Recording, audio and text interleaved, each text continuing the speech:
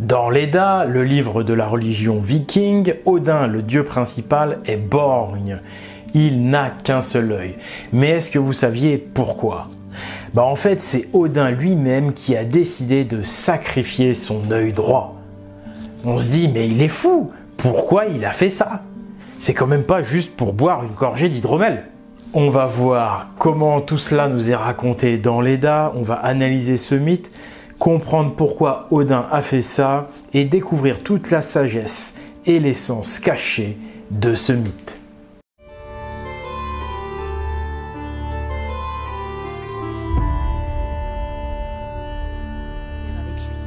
Voici un extrait de l'Edda de Snorri, disponible sur espritviking.com. Gangleri demanda « Où se situe le siège qui est le sanctuaire des dieux ?» Le Très-Haut dit « C'est à l'endroit où s'élève l'arbre Yggdrasil. C'est là que, chaque jour, les dieux doivent rendre la justice. » Gangleri demanda « Qu'y a-t-il à dire de ce site ?» L'égal du Très-Haut dit alors « Ce frêne est le plus grand et le meilleur de tous les arbres. Ses branches s'étendent au-dessus du monde entier et dominent le ciel. Il est supporté par 3 racines. Sous la racine dirigée vers les géants du givre se trouve la source de Mimir, qui recèle la sagesse et l'intelligence.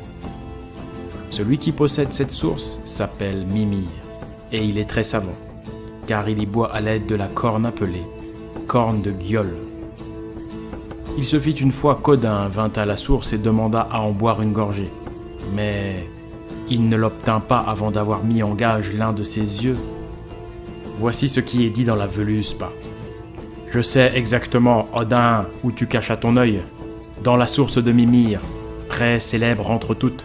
Mimir, chaque matin, boit l'hydromel, du gage de Valfasr. En savez-vous davantage, vraiment ?» Quiconque boit à la source de Mimir devient très savant et découvre les secrets du monde. C'est pour boire l'hydromel réalisé avec l'eau de cette source qu'Odin sacrifia son œil et le déposa dans la source de Mimir elle-même. « Je sais exactement, Odin, où tu caches à ton œil. Dans la source de Mimir, très célèbre entre toutes. Mimir, chaque matin, boit l'hydromel, du gage de Valfasr. » Valfasr, c'est un autre nom d'Odin. Odin a sacrifié son œil pour le savoir, l'intelligence et la sagesse. Ça montre à quel point la connaissance est une valeur fondamentale de la religion odinique. C'est l'une des 3 principales valeurs. Maintenant, on va découvrir l'essence cachée de ce mythe. Vous savez, tout bon mythe, c'est une énigme. Et la solution à cette énigme nous amène à plus de sagesse. Le premier sens de ce mythe, qui n'est pas caché, c'est de valoriser la connaissance en lui sacrifiant quelque chose. Mais alors, par contre, pourquoi sacrifier son œil? On aurait pu sacrifier autre chose.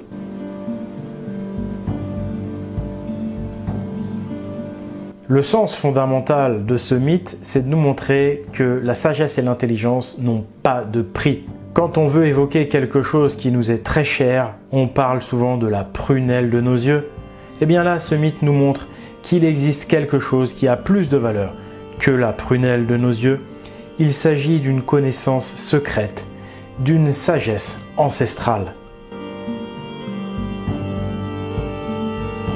Le deuxième sens de ce mythe, c'est que l'essentiel est invisible aux yeux. Seul le cœur peut voir l'essentiel. Avec nos yeux, nous voyons la forme physique, nous voyons l'apparence des choses, nous voyons la forme des choses, mais jamais le fond. Et en plus, il faut se méfier des apparences qui sont souvent trompeuses. En sacrifiant son œil, Odin nous montre que les apparences n'ont pas tellement d'importance, que ce n'est pas là que se trouve la sagesse. Il nous avertit sur le côté secondaire de la forme des choses et nous invite à étudier le fond des choses. C'est là que se trouve l'intelligence, c'est dans les principes qui meuvent les choses et non pas dans leur apparence. Le troisième sens, et celui-là il est bien caché, c'est le troisième œil, l'œil des chamans. Vous savez que le monde est fait de matière et d'ondes électromagnétiques. La matière, on peut la voir, mais pas les ondes électromagnétiques.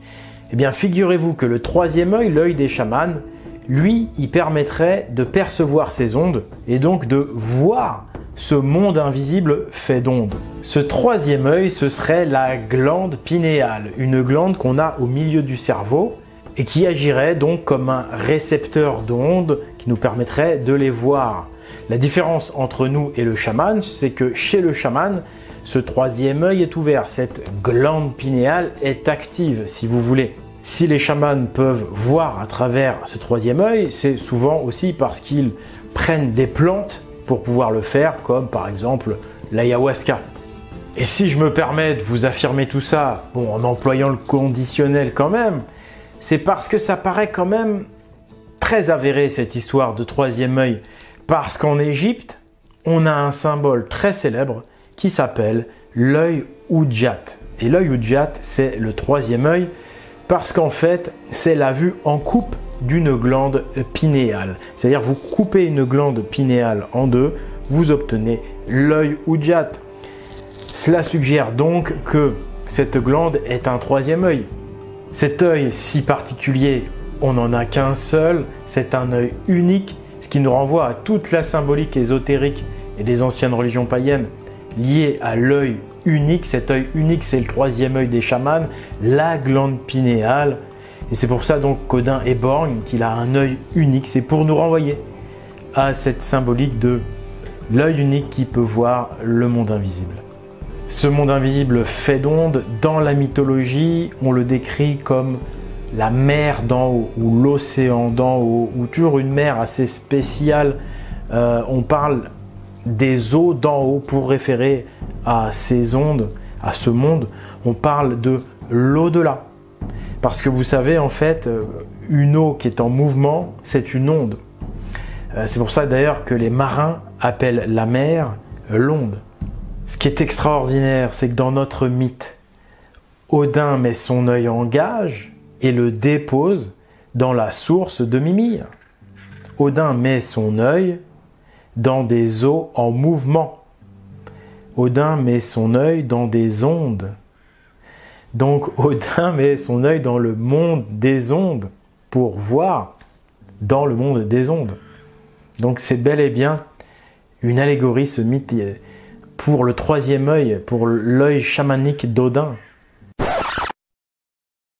Et c'est en buvant de l'hydromel mélangé avec l'eau de la source de Mimir, dans une corne à boire comme celle-ci, qu'Odin obtenu la connaissance suprême, celle des choses cachées. Il y a donc un lien évident entre l'hydromel, la corne à boire et la connaissance. Mais on développera tout ça dans une prochaine vidéo. Alors si vous n'êtes pas abonné, faites-le maintenant.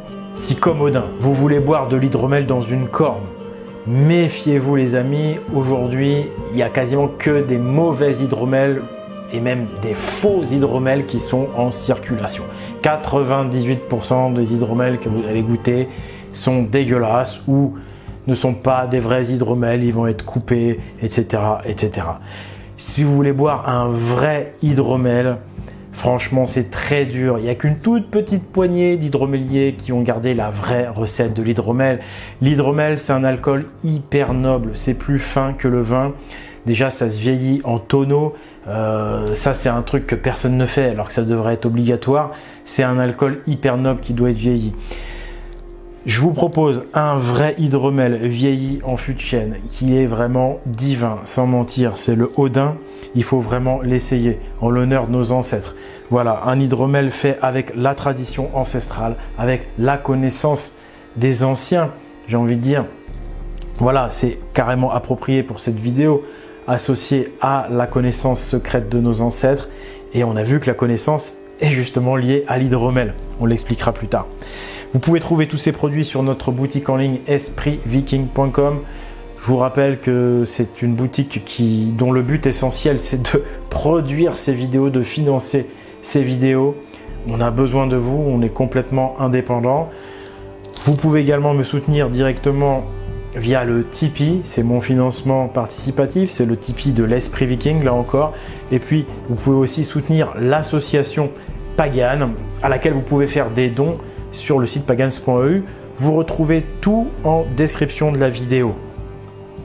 Je vous conseille aussi évidemment l'EDA l'Edda de Snorri en l'occurrence, c'est dans ce livre que vous allez retrouver le mythe concernant Odin qui sacrifie son œil pour l'hydromel. C'est pas le seul livre sur l'Edda, hein. Il y a plein de livres sur l'Edda, mais dans celui-là, vous avez Odin qui sacrifie son œil. C'était Oleg de Normandie, aujourd'hui surtout pour la vérité, la connaissance et la sagesse ancestrale. Merci et à bientôt.